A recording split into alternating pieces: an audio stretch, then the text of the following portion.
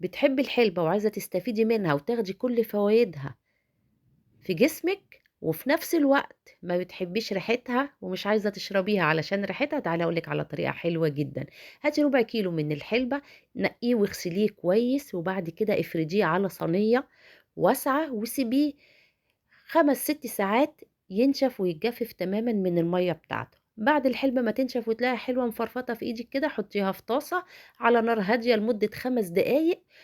وحمّصيها، وبعد ما تهدى معاكِ والبخار يطلع منها، اطحنيها كويس في مطحنة الخلاط بتاعِك،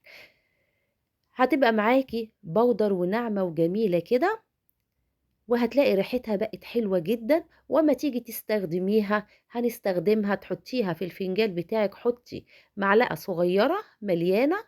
وعليها ورقتين 3 من النعناع وشريحة من الليمون ومَيّة مغلية وتخلّيها كشري.